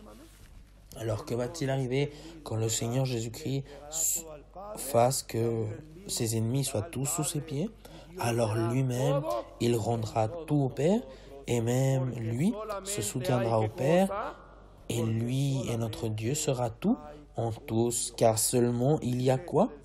Il y a seulement un Dieu. Église du Seigneur. Voici l'unité parfaite. Jésus, le puissant Seigneur. Jésus, celui qui a reçu tout pour héritage. Jésus, qui a donné son nom pour le pardon des péchés dans le baptême. Jésus, celui qui a pris la domination sur Satan. Jésus, celui qui a donné la vie pour nous sauver du péché. Jésus-Christ déposera tous ses ennemis sous ses pieds, et alors lui-même se soutiendra au Père. Et alors ce Dieu Tout-Puissant, qui a fait le ciel et la terre et tout l'univers, il prendra le pouvoir éternel et il y aura un seul Dieu, un seul corps, qui est le corps du Seigneur Jésus-Christ, et ainsi nous régnerons avec lui pour toute l'éternité. Voici l'enseignement que Jésus-Christ, à travers ses élus, à travers votre frère nation, aujourd'hui vient apporter à l'Église du Seigneur. Ceci, Église du Seigneur, c'est l'unité parfaite. L'unité dans l'Église du Seigneur, elle ne se fait pas comme faisant partie d'une mode. Ce n'est pas un propos d'uniformité, ce n'est pas être docile. L'unité, ce n'est pas pour convenance. L'unité, elle n'est pas simulée. Notre unité se base dans la raison et la vérité. C'est ainsi que se maintient l'unité dans l'Église du Seigneur. Cette unité, est une essence, est sincère, elle est spirituelle, parce que nous sommes unis à notre Dieu. Que c'est beau de sentir cette unité à notre intérieur, que c'est beau quand prendre le pain se réalise un effet si beau, si précieux, si puissant entre Dieu, entre Jésus-Christ, entre son élu, entre toute l'Église, et nous venons à être un seul corps. Maintenant, je vous conseille, comme ce conseil qui a été pour l'Église des Galatiens, soyez alors fermes dans la liberté dans laquelle Jésus-Christ nous a fait libres, et ne soyez plus à nouveau soumis au poids de l'esclavage. Tu te réjouis de cette unité parfaite, tu te réjouis de cette unité spirituelle. Nous avons quelqu'un à qui donner grâce, à notre Dieu et à son Fils bien-aimé Jésus-Christ. Nous donnons grâce car il nous a fait participe de cette unité parfaite. Aujourd'hui, c'est pourquoi j'ai dit ce 14 février. Et si aujourd'hui on te demande qui tu es, ne donne pas ton nom. Tu peux dire avec toute sûreté, moi aujourd'hui, je suis Jésus-Christ, car à travers le pain et la coupe, laquelle nous avons participé, nous nous sommes unis une fois de plus à son corps, en étant l'Église du Seigneur, ce corps parfait de Jésus-Christ, et lui, en étant la tête de l'Église du Seigneur. J'espère, mes frères de Zacatecas, que cet enseignement, tu l'apportes dans vos cœurs. Que ce n'est pas un enseignement simplement qu'on te dit, tu dois l'obéir. Non. Je te la donne pour que tu la comprennes, pour que tu la raisonnes, pour que tu l'étudies, pour que tu la valeurs. Et alors, que ton libre arbitre, de quoi? Non pas parce que ton père t'a obligé, non pas parce que ta mère t'emmène, sinon que toi-même, de ton propre libre arbitre, tu pèses ceci et tu dis si c'est une parole de Dieu ou si ce n'est pas la parole de Dieu. Les textes que votre frère a donnés, ce n'est pas parce que j'en ai besoin, parce que je sais que ma parole est véritable. Et je n'ai pas besoin de ces textes pour te convaincre de ce que je vais t'enseigner, car je sais que tu sais et que tu es convaincu que la parole que je t'apporte est la parole que Dieu a déposée dans mes lèvres pour votre bénéfice. Les textes que j'ai donnés, je les donnés parce que je sais que beaucoup de personnes qui ne sont pas de notre Église sont entre nous. Et je ne veux pas qu'ils croient et je pense, l'apôtre vient et il leur impose une vérité, une doctrine. Non, c'est pourquoi je prends recours à cette règle de foi, pour que vous voyez que notre enseignement est appuyé là-dessus. La même chose qu'a enseigné Pierre, c'est ce que je vous enseigne. La même chose qu'a enseigné Paul, c'est ce que je vous enseigne. Ce qu'a enseigné Aaron et Samuel Joachim, c'est ce que ton frère Nasson est en train de t'enseigner. La vérité en nous? La vérité des hommes? Non. La vérité de Dieu, qui nous utilise simplement comme des instruments pour donner à connaître cette vérité. Restez dans celle-ci, et un jour, Comme nous sommes ici unis, nous serons réunis à nouveau dans le royaume des cieux. Non plus pour un temps court, il sera notre réunion pour toute l'éternité à la droite du Dieu et Père. Veux-tu que nous demandions au cœur de l'Église? Quel chant magnifique cantique. Il y a un cantique qui dit « Une fois, un Seigneur, un baptême ». Veux-tu qu'avec joie et réjouissance nous écoutions ce cantique? Et pendant qu'eux, ils la chantent avec cet amour et cette dédication, nous nous unirons à eux en glorifiant le Seigneur Jésus-Christ avec joie, car il nous a fait participer de cette belle communion. Prenez-leur votre liberté de cœur et Dieu vous bénisse.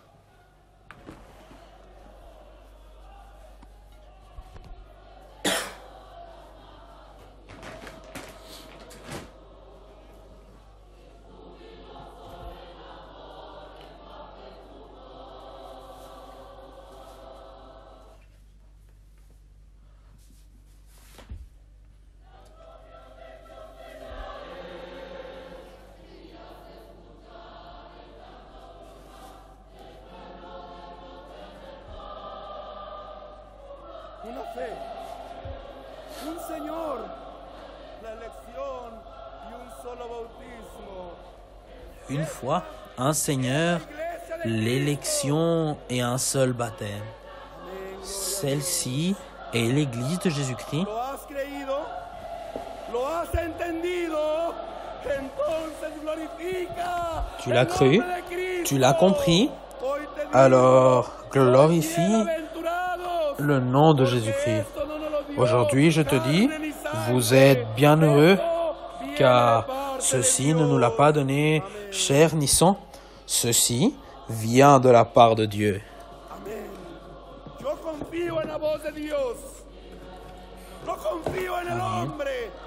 Je fais confiance à la voix de Dieu.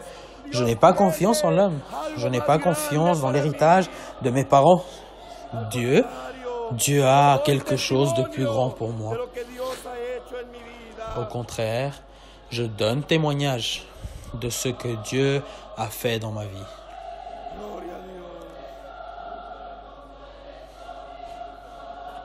Gloire à Dieu.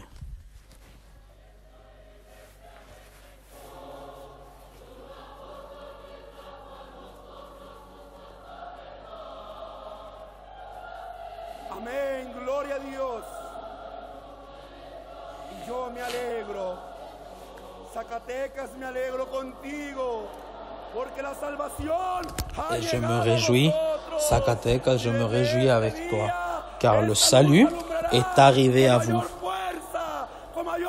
Et depuis ce jour, cette lumière éclairera avec une plus grande force, avec un plus grand pouvoir, et on dira, Zacatecas, terre aussi des fils de Dieu. Lo hemos visto. Lo hemos visto. Hemos visto. Nous l'avons vu. Cosas maravillosas. Nous l'avons vu.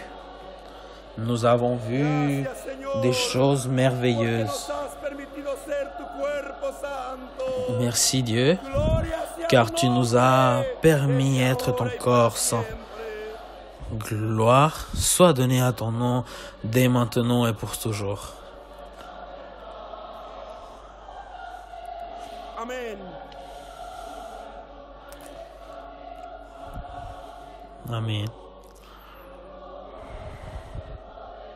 Solo uno es el cuerpo de Cristo. Seulement un est le corps de Jésus-Christ. Despiértate, iglesia de Zacatecas, y vístete de sol, amada de Réveille-toi, Dios. Église de Qué Zacatecas, júbilo, et vêtis-toi de por el lumière, amor de soleil, que hoy empapa aimé de notre este Dieu. lugar. Quelle joie Extiende par tus l'amour cuerdas, qu'aujourd'hui alarga tus tiendas, remplit cet endroit. porque el Dios Étends de tes Israel cordes, ha dicho, Zacatecas, étends ta tente, serás muy car le bendecida. Dieu d'Israël a dit, Zacatecas, tu seras très béni. Yo me quiero despedir orando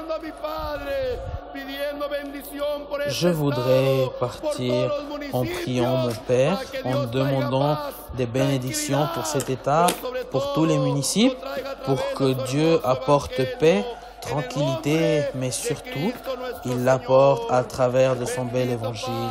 Au nom de Christ notre Seigneur.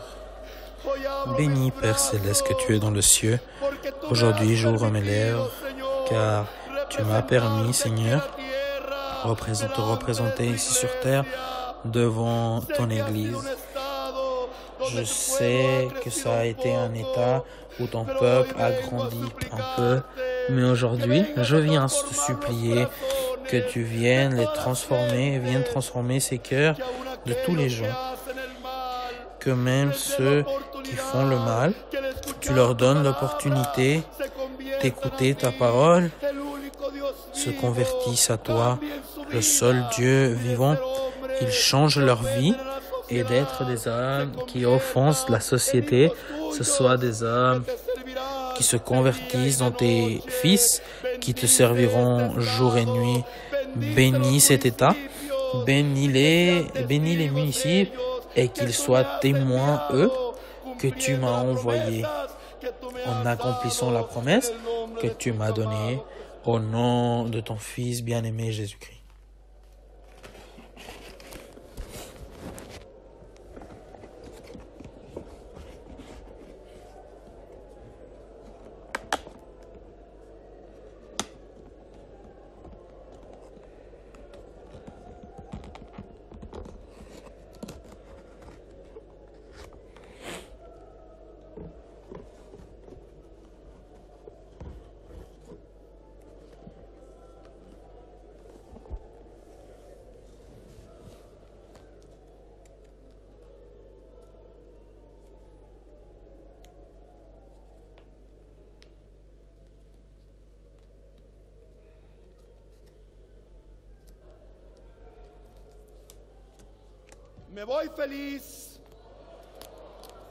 Je pars heureux,